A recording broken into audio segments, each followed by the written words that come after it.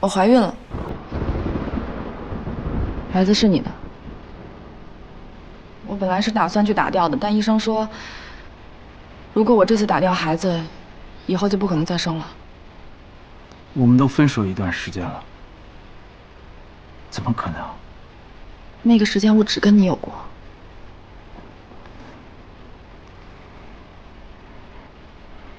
浩明，你不用担心，我今天来就是想告诉你，你有一个孩子，未来我也会跟孩子说他是有爸爸的。我没有想要你负责，我自己会养大他。好了，我说完了。过几天我就走了，之后有机会再见吧。放心，我都想好了，既然要生下来，学校宿舍肯定不能住，我也不能找我爸，他知道肯定打死我，所以我就先去曼彻斯特，我有个朋友在那儿，住他家，之后就生了孩子再说吧。走了。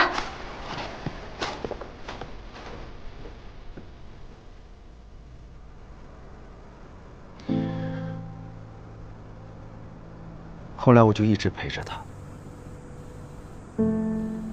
直到把孩子生出来。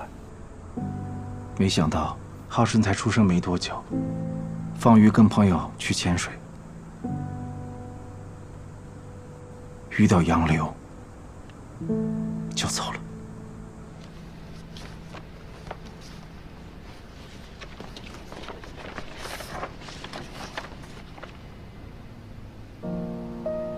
检测报告说是你的孩子。我把浩辰带回国，可能是我爸觉得这样会影响家庭，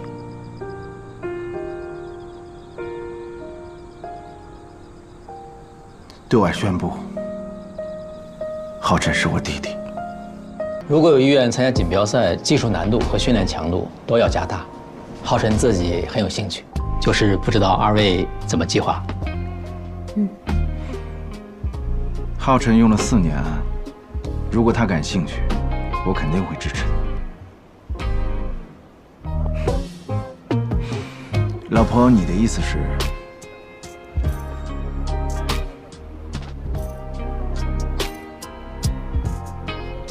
卢教练，浩辰现在记录在册已经有350多安时了。他如果想参加的话，我们肯定会支持的。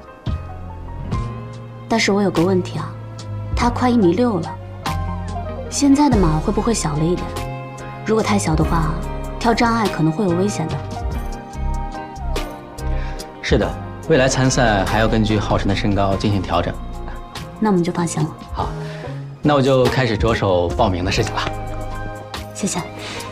谢谢，辛苦。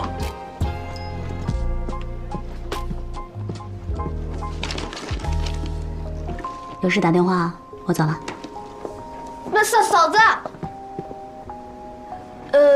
那个我们俱乐部的鲜榨果汁特别好喝，你要不要尝尝？哎，好嘞，我现在就给你拿去啊！你一定要等我。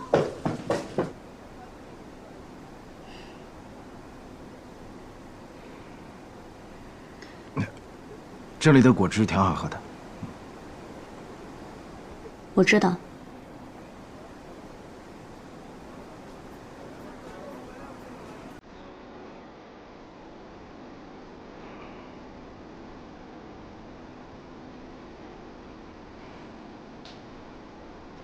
要不要坐一会儿？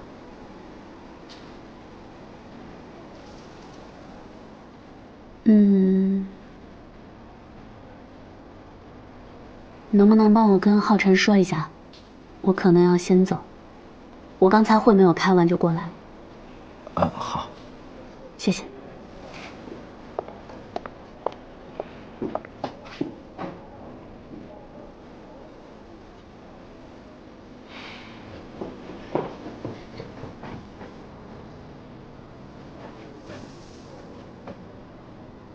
嫂子呢？他有工作要忙，走了。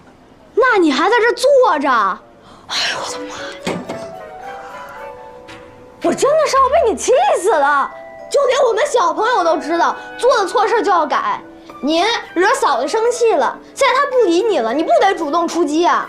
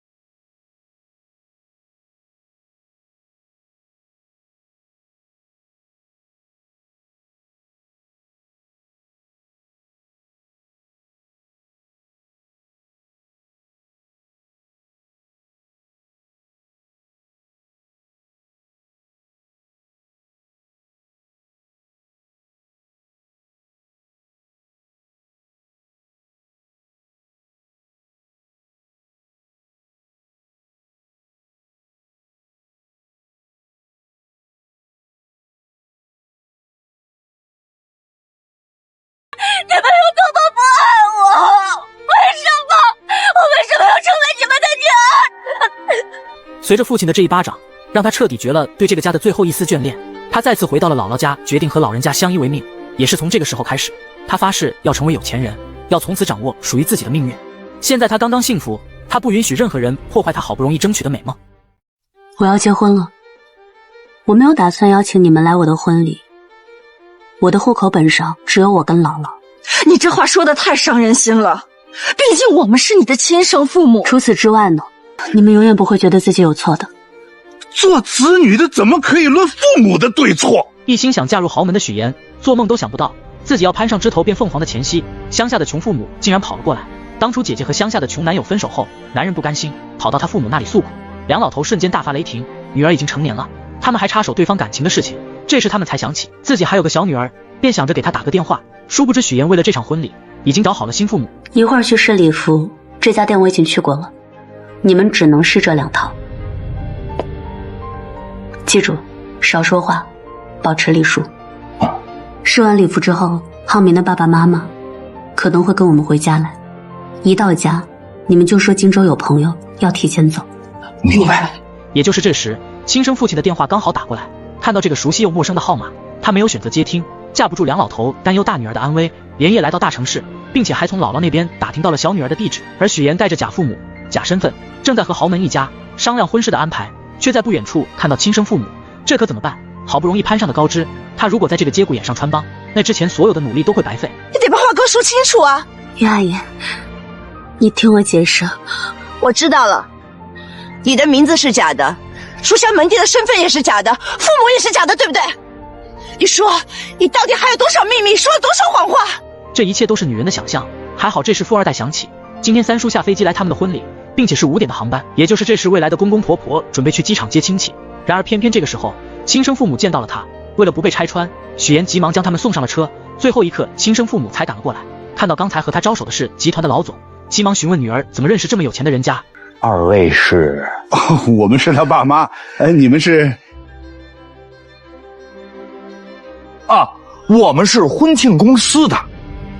啊，恭喜恭喜啊！刚才那几位就是你们未来的亲家和女婿。听到这个，亲生父亲大吃一惊。此刻许岩也不装了，坦白地告诉两人自己要结婚了。亲生父母很生气，为什么女儿结婚，他们叫未来女婿是谁都不知道，简直是滑天下之大稽，当场就呵斥他。你太放肆了！不要以为在大城市就是人上人了，就可以瞧不起父母了。许岩和他们挑明了说，自己根本没有打算邀请他们来自己的婚礼，毕竟他的户口本上只有他和姥姥两人，除了是他的亲生父母，从来都没有在意过他，爱过他，并且还从来不会觉得自己有错。很快两父母通过小女儿给的地址找到了大女儿。当他听到妹妹要结婚了，并且还不让爸妈参加婚礼，立刻去找了她，却在门口意外的见到妹妹请的演员，并且还给自己安置莫须有的家庭身份。原来你一直在撒谎啊！你找人假扮你的父母，你还一直跟外面人说你父母是在国外生活着。然而许岩很清楚，只要姐姐不说出去，就不会有人知道。目前他只想把自己嫁进去，骗不骗对方一辈子，那都是后话了。阔太给他儿子介绍的女朋友都很优秀，如果他不这么做，肯定嫁不进去。他知道这样让人瞧不起，也承认这样有错。没有遇到男人之前，他的人生都是灰色的。你的撒谎他就是错的。那如果我不撒谎的话，他们就会逼我跟浩明分手。我辛辛苦苦在荆州打拼换来的一切，也全部都会化为乌有。我不努力吗？我很努力，可是有用吗？所以我才不想要成为曾经那个可以被人随便抛弃、随便看不起的人。人生不过就几个重要的节点，自己要是把握住了，之后的一切都会顺风顺水。但要是没把握住，想再翻盘就更难了。事业和爱情许岩都要，谁说的非要一穷二白去证明真心？随后拿出自己的手机，如果姐姐实在想要揭发他，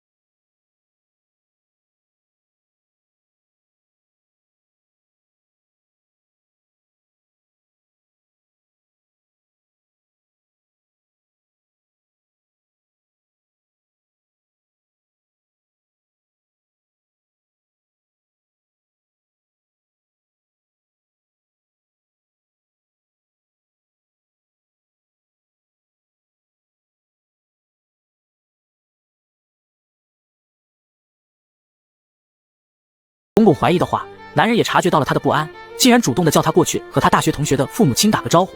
她默默地拍了拍这个假妈妈的后背，和她使了使颜色，对方马上机智地将红酒泼到了教授的身上，让她被迫快点离开了婚礼现场。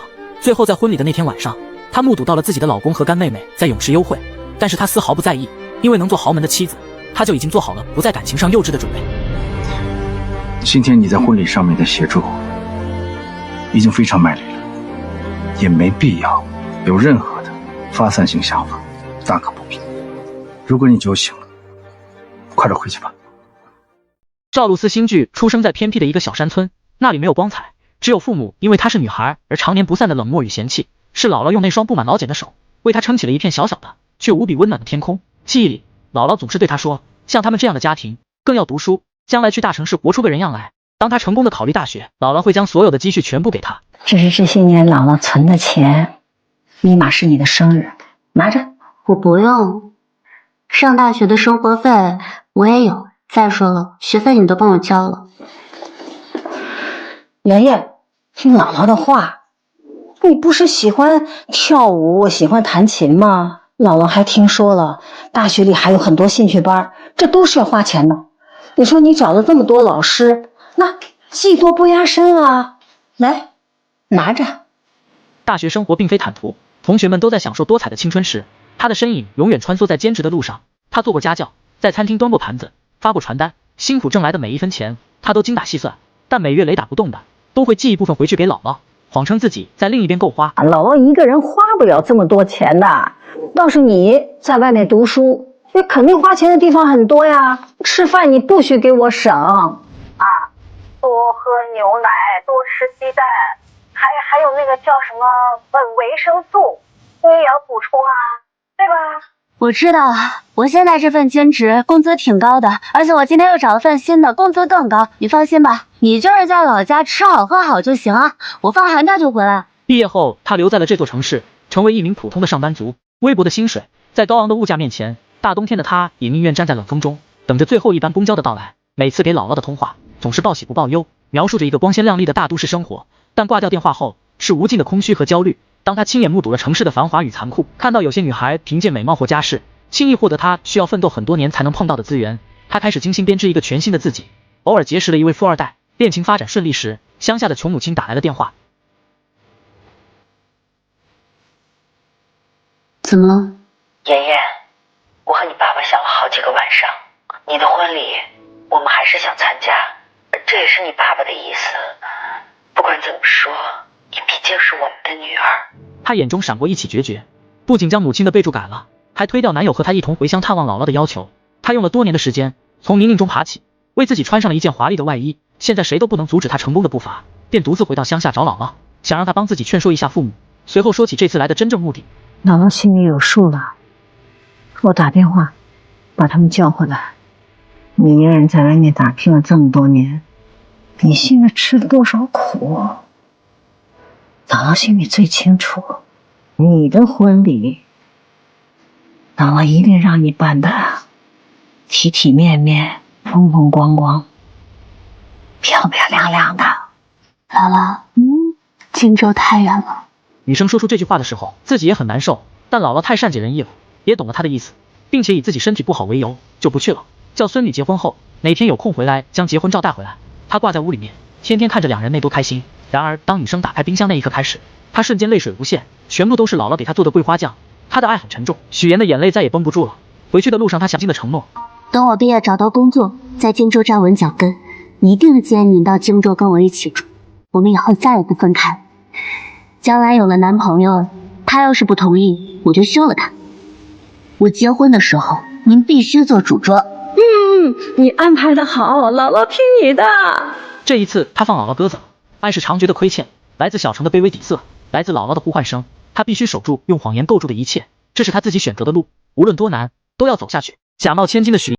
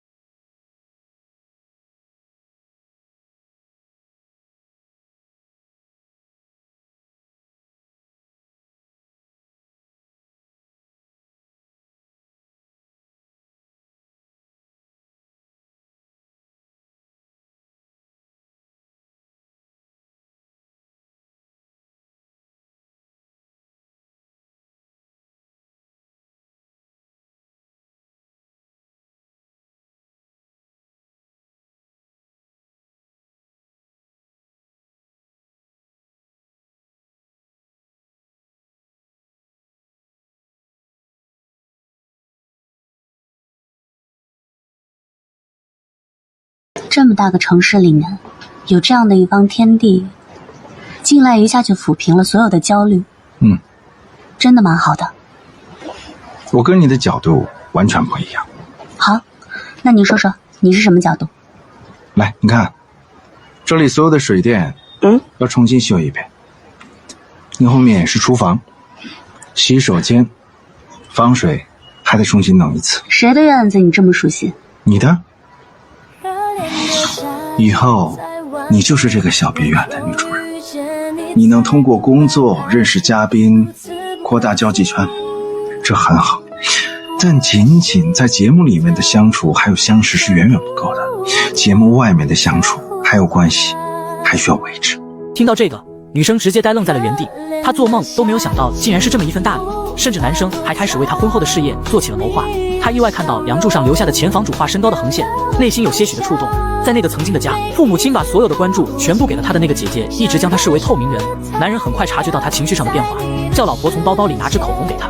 曾经的那些遗憾，自己往后会在婚后的生活中一件一件亲切地帮她抚平。看到这一幕，女生不免红了眼眶。也许曾经那些不好的回忆，真的可以让她拥有幸福的这一刻彻底冲淡。她必须牢牢地守护住好不容易得到的幸福。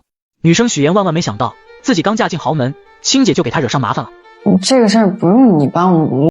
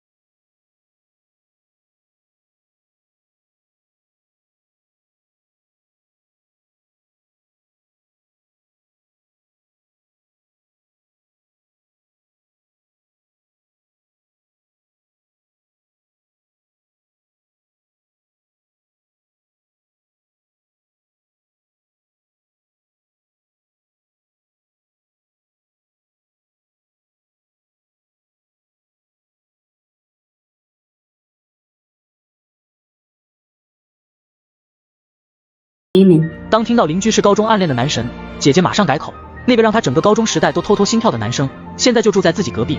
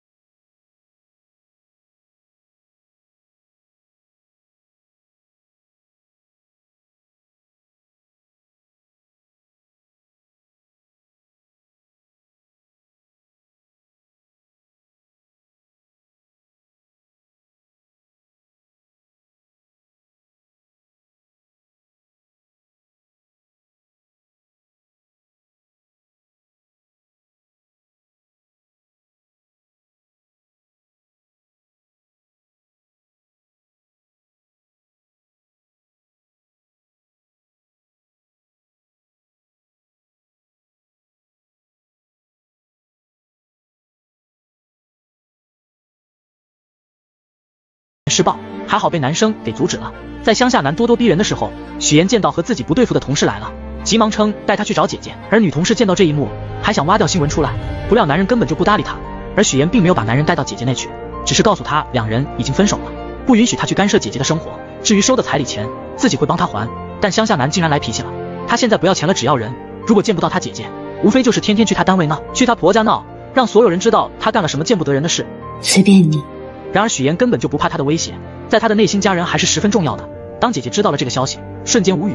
乡下男简直是个神经病，一直都瞧不起他，还说自己帮不了他升官发财，现在又要污蔑他出轨，往他身上泼脏水。想去和他当面对质的时候，被妹妹叫住。他在乎的就是你对他的感情是否忠诚，但他父母在乎的无非就是钱。钱的事情你不用担心，我会帮你解决好。这样一来，就算他还要来荆州闹，他父母也不会同意的。与此同时，许妍的老公得知了这件事，派人去调查乡下男工作情况和人际关系。很快，姐姐前男友乡下的父母就收到了一笔巨款，既然钱回来了，他们也不打算追究，便想叫儿子回来。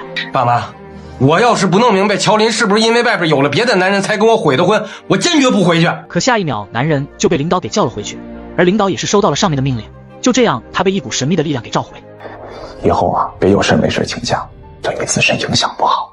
这块地还是不要操之过急，按照你爸爸意思来。你爸不点头，手铐黄总也不敢跟你盲行合作，对吧？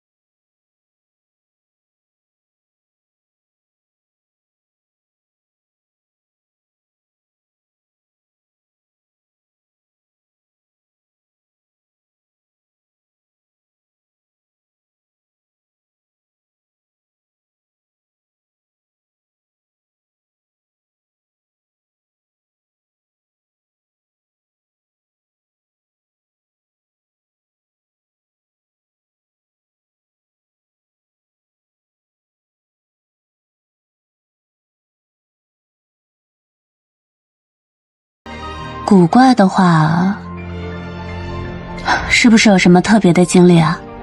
要不说小许你聪明呢。女人听她老公说起过，这个黄总跟他爱人感情特别好，在他们那个圈子是出了名的疼老婆。后来他的爱人得了重病，黄总就什么生意都不顾了，陪着他爱人国内国外的寻医问药。最后他的爱人还是没保住，男人受的打击不小，整个人脾气都变了，也一直都没有娶。那这么听起来的话，这个黄总人蛮好的，人品不错。梅玲姐，你还知道他家有什么亲人吗？亲戚也可以。应该没什么人了吧？他们夫妻俩也没个孩子，不过他的岳母还在。听说这么多年，黄总也一直在尽心尽力的照顾，还准备给老太太养老送终。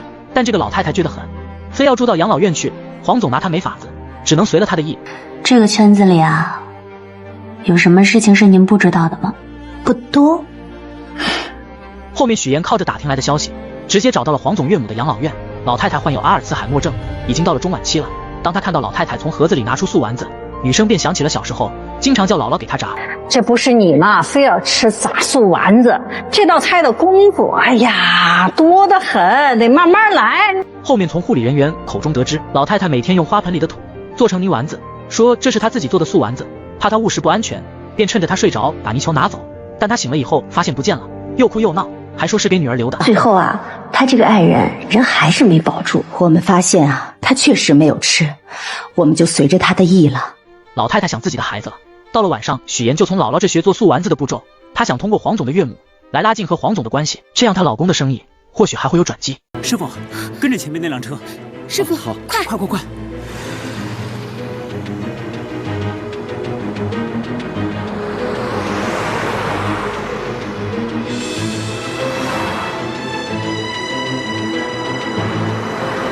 师傅，赶紧的，别跟丢了。快点，师傅。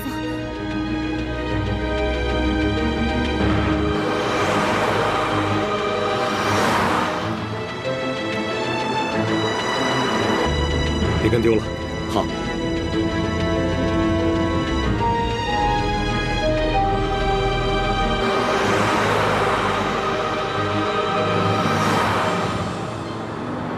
快点，师傅，别跟丢了。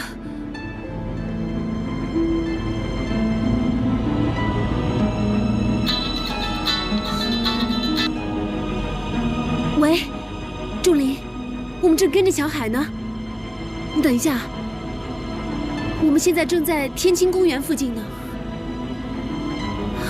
哎，师傅慢点。师傅，绕过那辆车，停在前面。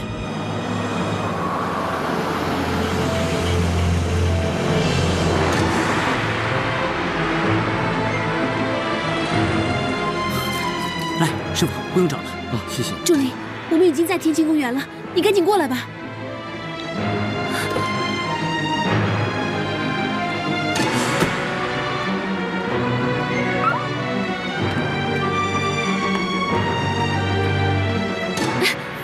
下车。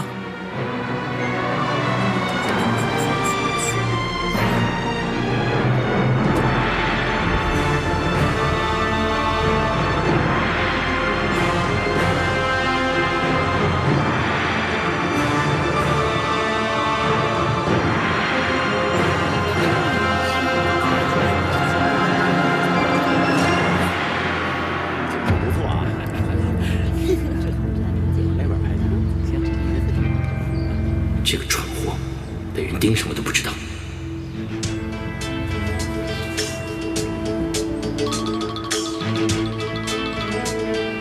喂，徐总，小海，红英在你后面，别回头。那我现在怎么办？要不要把资料交给你啊？这样，你想办法甩开他们，然后我们再找一个地方汇合。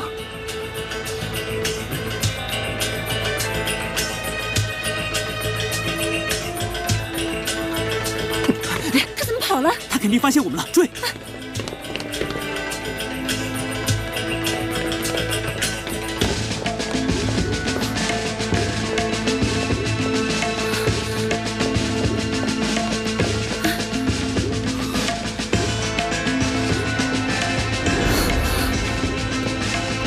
在那，走！还想跑？你谁呀？我想问你呢。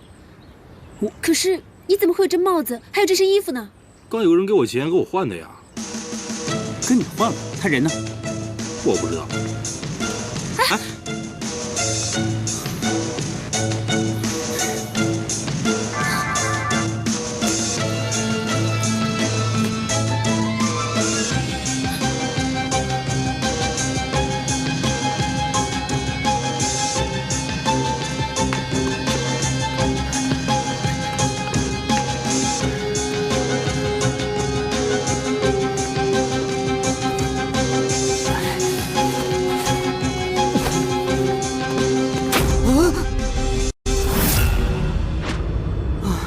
原来是徐总啊，吓死我了！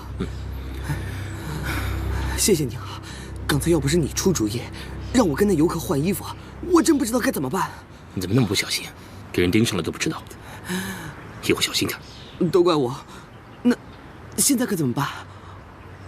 无所谓了，无凭无据的，他们拿你没办法。东西呢？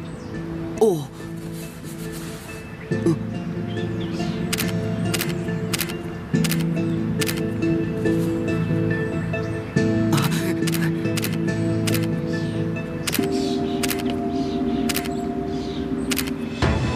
都拍好了吗？拍好了。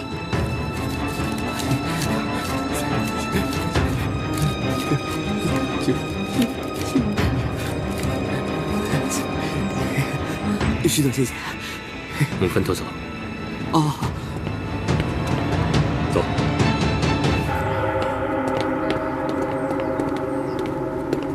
哼，还想去哪儿啊？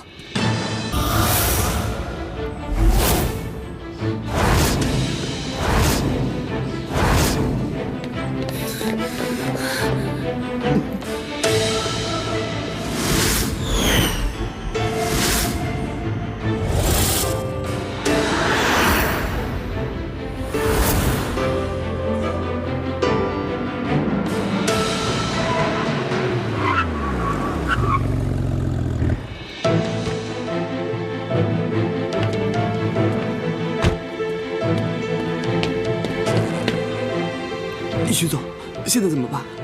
别说话，我来应付。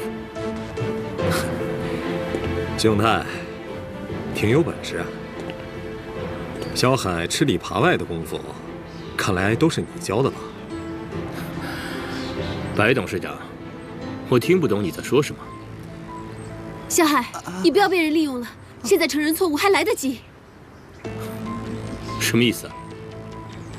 我跟小海私底下关系不错，下班以后叙叙旧，不行吗？白董事长是不是管的也太多了？哼，永泰，你觉得自己很聪明，没人治得了你是吗？但是你刚刚甩掉薄燕和红英的时候，我也没闲着。你们刚才交易的全过程，我都已经拍下来了。盗取商业机密，光这条罪，我就可以告到你倾家荡产。这下完了！闭嘴！然后怎么样？把这几张照片抛到网上，再请些灌水的在网上开骂。有本事，你把这些照片直接送到公安局去。徐永泰，你要不把 U 盘交出来，我们就到公安局去。到时候我看你怎么抵赖。干什么 ？U 盘是我的，凭什么给你啊？你，小海，我们走。小海，你是白狐的人，你如果跟徐永泰走，你想想后果会是怎么样？我们一定会报警的。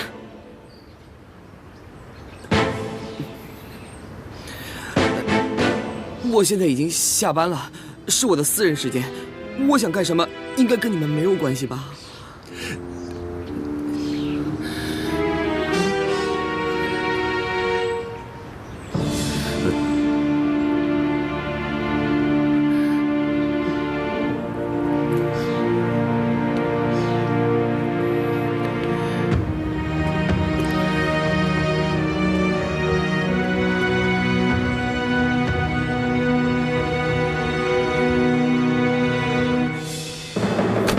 董事长，追！站住！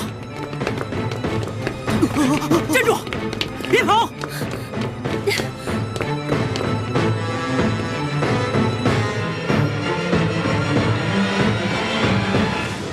站住！站住！别跑！别跑！站住！别跑！别跑！伯爷，出什么事了？仲林，白狐资料在你爸身上，可他不还给我们。红英，仲林。别说那么多了，赶紧追吧！走吧，追！红英，走！来，大军，跟我来！好，快上车！啊！站住！红英，快！站住！站住！站住！这该怎么办呢？红英，上车！哦。上车！上车！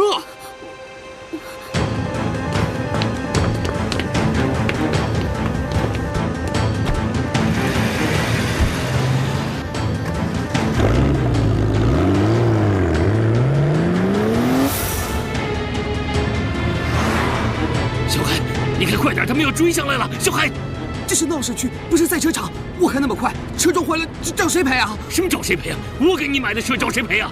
好，别管了，出了状况我再给你买一辆。如果 U 盘落到他们手里，你就什么都完了。好，这就对了嘛。大军，跟上。好的，董事长。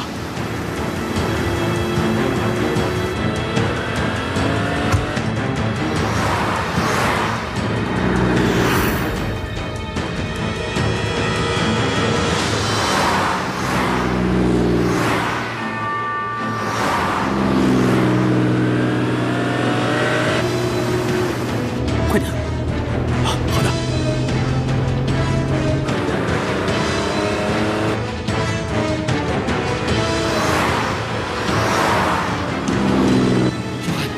开快点！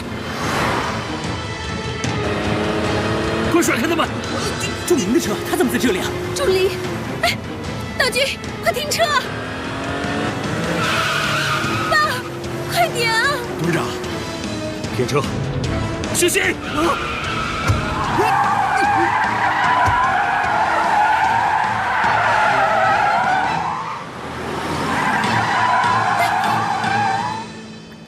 小海，你找死吗？不是你让我加速的吗？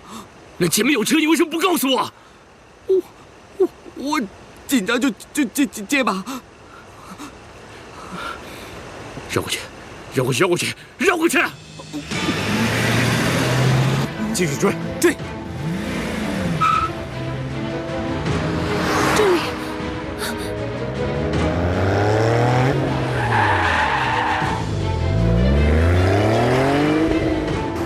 小海，再这么跑下去也不是个办法。我知道，那你说，你有什么主意？那你就说，我都听你的。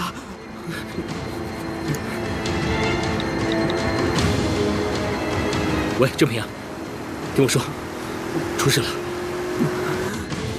什么？白雨天追你跟小海？怎么会这样？好，我知道了，我马上过来。玉慧，平阿姨，什么事啊？先别问这么多，赶紧把电脑里所有跟白虎企业有关的资料删掉。删掉？可这是好不容易弄到手的，为什么要删呢？没时间解释那么多了，赶快删掉，要不然事情就大了。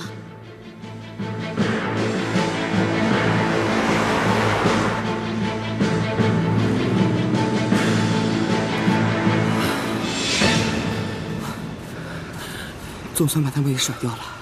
徐总，接下来该怎么办？先回公司再说。好。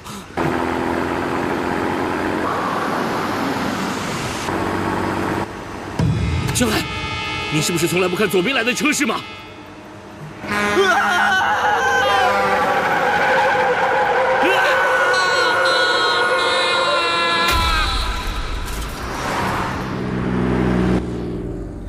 董事长，好像从上一个路口就没有看到徐永泰的车啊，可能是跟丢了。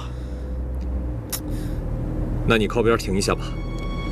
爸，你要干嘛？停车。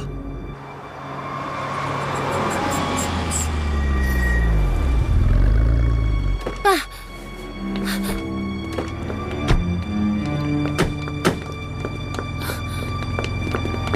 徐正年，带我们去你们公司。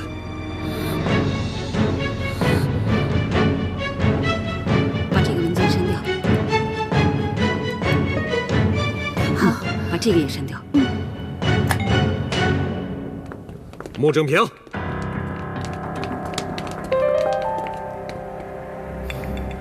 伯爷，搜。等一下，白雨天，你带人擅闯私人产业，不怕我报警啊？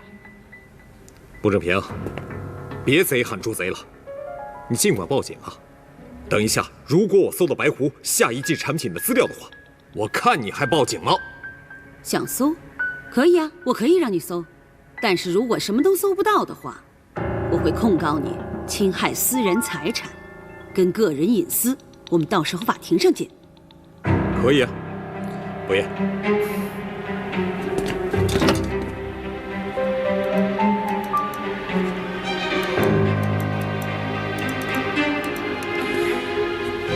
董事长，我觉得他们不会这么粗心，所以我认为他们应该把电脑里的资料全部都删除干净了。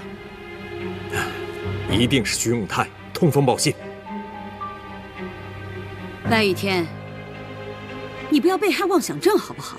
我宝鼎企业才不稀罕你们任何产品呢。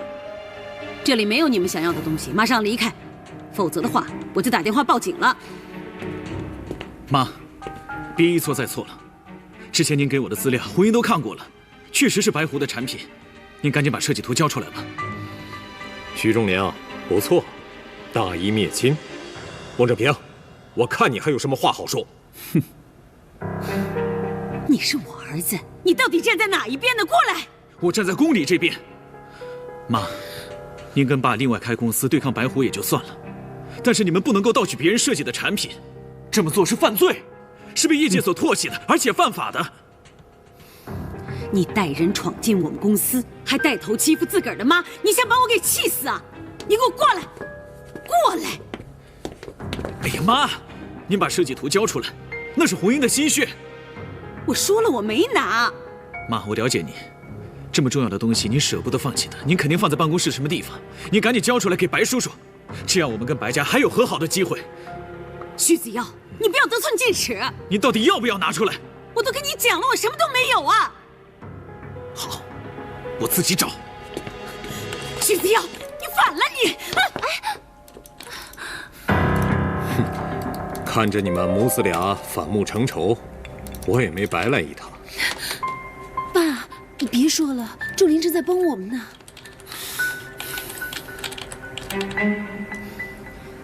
找到什么了吗？什么都没有吧？我早就说过了，满意了吧？可以离开了吧？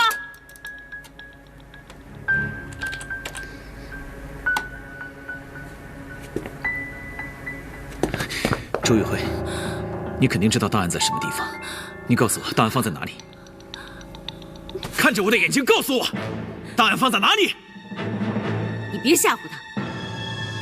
我不是跟你开玩笑的，你跟我妈同流合污，你就是共犯，你这么做是犯法的，把档案交出来。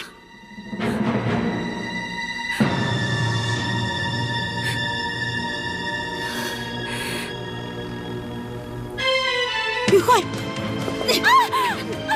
给我！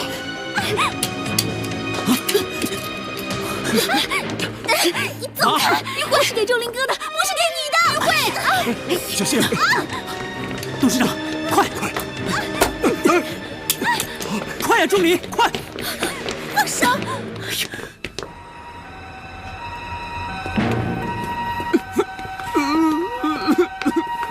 你到底在哭什么呀？我的车毁了，我开了没几天。人没事已经是万幸了，还想车？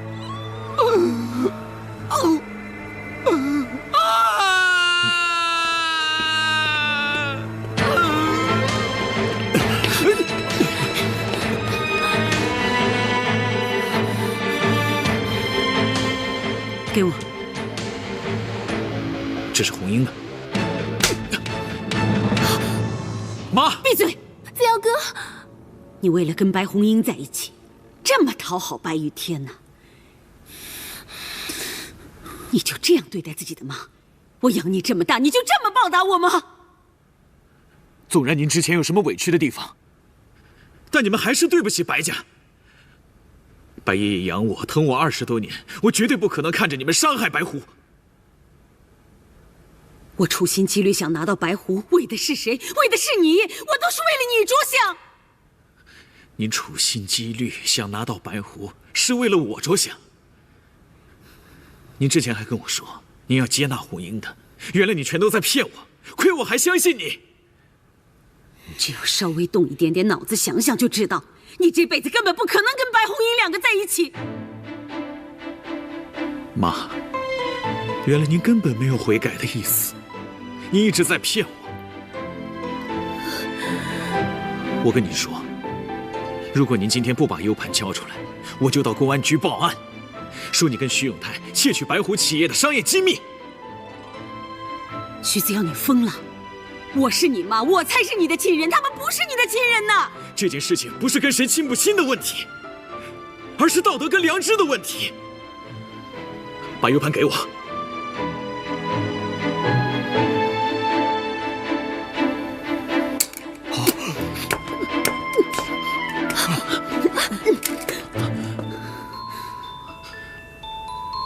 证据在这儿，可惜已经什么都没有了。想报警是吧？请便。妈，你为什么这么做？这么多人面前都看着您的所作所为，难道您都不觉得自己错？您一点都不觉得羞耻吗？不好意思，让你觉得丢脸了，但我还是你妈。现在跟我去办公室，从今以后不准再见白家人。不要！我不会再听你的话了。从现在开始，我就离开宝鼎。离开？你想去哪儿？你以为你把白国正当成亲爷爷一样，你就会变成白家的人吗？你永远不会是白家的孩子。白雨天更不可能把他的女儿白红英嫁给你，因为你的爸爸叫徐永泰。你认命吧！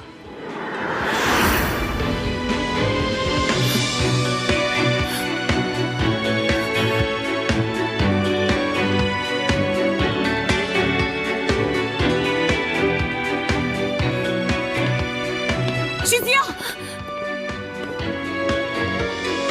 你要敢踏出这个大门，我就跟你断绝母子关系。跟我去办公室。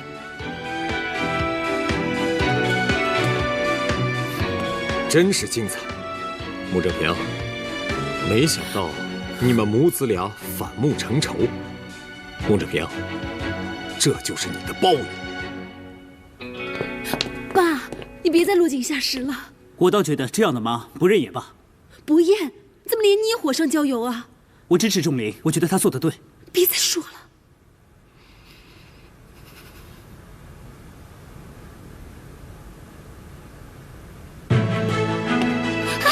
徐子耀，你难道为了一个外人就真的不要你妈？你真的不要我了是不是？平阿姨，我尊重你，是因为你是我的阿姨，你是子耀哥的妈。如果你要对付子耀哥的话，我第一个不允许。这是我们母子之间的问题，你不要插手。就算你是他的妈，但也不能打他。我之所以会来这个公司上班，完全是因为有子耀哥在。如果他要走了的话，我也会跟他走。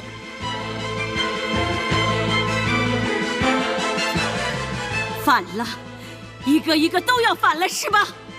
好，别怪我对你不客气。你够了没有啊？我对你失望透顶吗？你听清楚，这是我最后一次叫你妈，你就当没生过我这个儿子吧。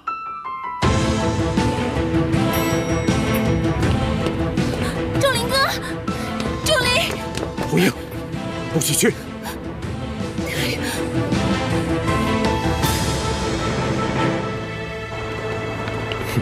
真是大快人心呐！虽然没有要回那些资料，但是看着穆正平骨肉分离，我也开心了。爸，你这么说就太不厚道了。毕竟人家发生的是不幸，你这样子不就等于幸灾乐祸吗？幸灾乐祸？是，对待别人，爸爸不应该抱着幸灾乐祸的心态。但你别忘了，穆正平才是伤害你爸妈的凶手。我现在没有赶尽杀绝，已经很仁慈了。赶尽杀绝？爸，你这么想，不就变得跟他们一样了吗？那又怎样呢？对待他们这种人，我再怎么做也不为过。董事长，现在穆正平手里掌握了白狐绝大部分的机密资料，我觉得必须拿回来才比较安全。你说的挺有道理的，我刚刚也想过，就算他们拿到那些资料，又怎么样呢？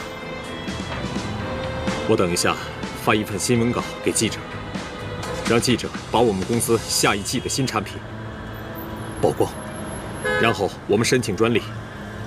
这样一来，就算穆正平把那些产品冒用了，我也一定会把他们告到底。董事长，如果真的上了法庭，对我们是否有利呢？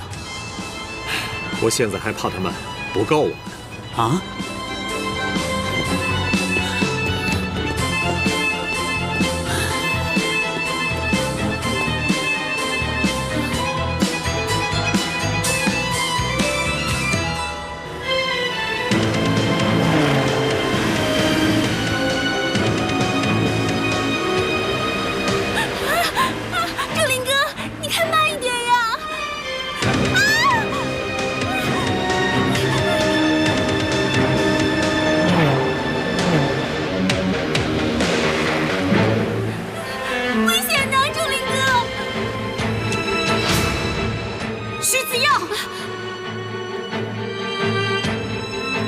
踏出这个大门，我就跟你断绝母子关系。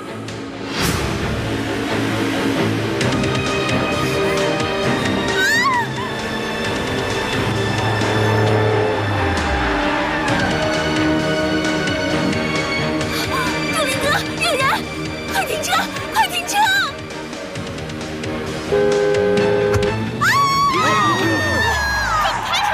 会不会开车呀？干什么呀你？干什么呀你？怎么开的？真是的，不会开别开。就是出人命怎么办？你这个人，什么人呢？还开？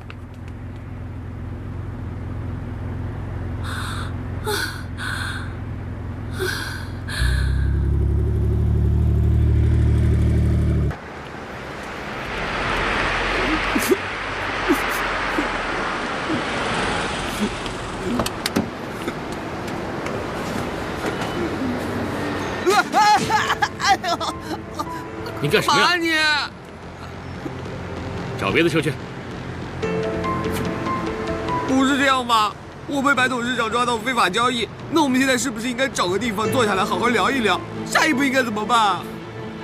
我说你啊，太大意了，那么多人跟着你，你不知道，还想跟我谈接下来的事啊？徐总，你这样说，该不会是想过河拆桥吧？你懂我的意思就好。不是，徐总，你再想个办法，看看我们还有什么方法可以合作一把。怎么合作？走开！不是，徐总，我们想个办法。徐总，徐总，徐总，徐总，徐总，徐总，徐总，哎呀，姓徐的，姓徐的考我，现在怎么办？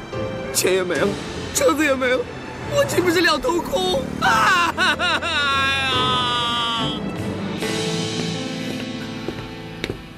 永泰，你怎么受伤了？白雨天开车追我们，出了车祸，受了伤。伤得重不重？没事的，我去医院处理过了，别担心。永泰，我现在就只剩你一个人可以依靠了，你绝对不能再出事啊！对了，白雨天有没有到公司来找过事啊？跟你通完电话之后，我就忙着销毁资料，没想到他真的跑来了。不过，并没有让他带走任何证据。真是我的好老婆。不过，我们得赶紧把证据都销毁掉。要不是儿子胳膊肘往外拐，怎么会让他们找到 U 盘？为了一个白红英，居然说要跟我断绝母子关系，你说气不气人呢？什么？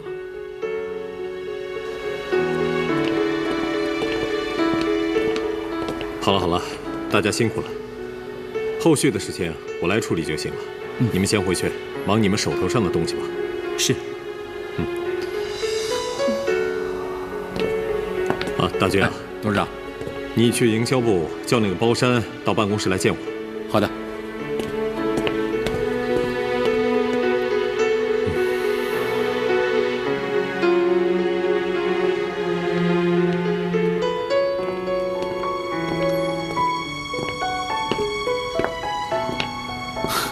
红英啊，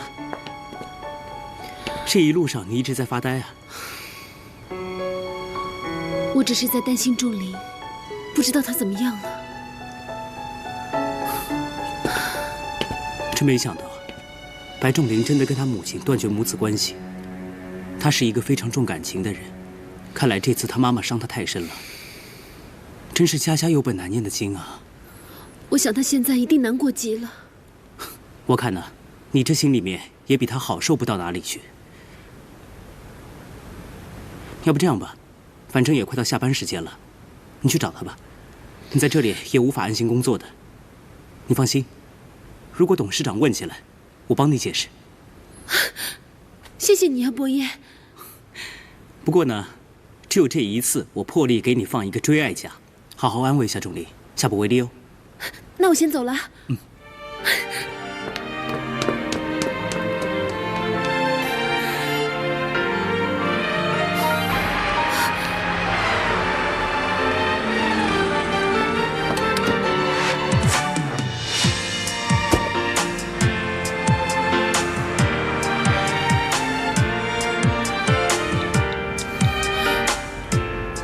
喂，仲林，你现在在哪儿？我现在去林婆婆家。那我马上过去找你。好，一会儿见。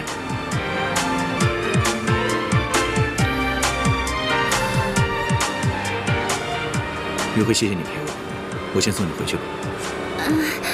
仲林哥，我不着急回家，要不我陪你聊会儿天吧，反正你现在心情不好。不用了，我没事。我有事行不行？你知不知道，你刚才开那么快，都快把我吓死了。好歹你得让我缓一缓吧。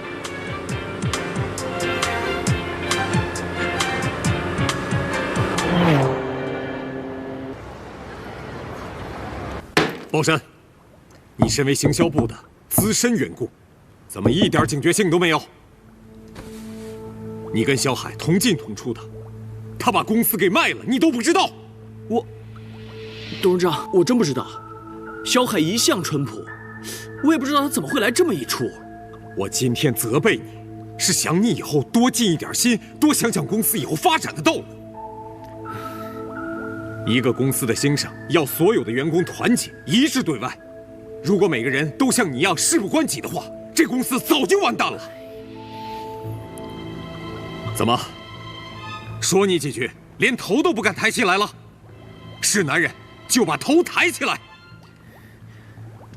董事长，我知道错了，我以后会提高警觉，绝对不会再出这样的纰漏。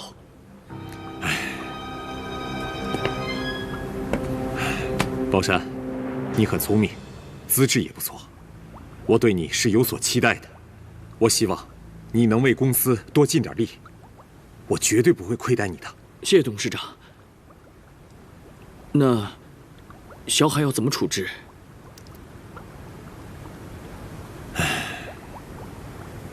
出卖公司的人，你说该怎么处理？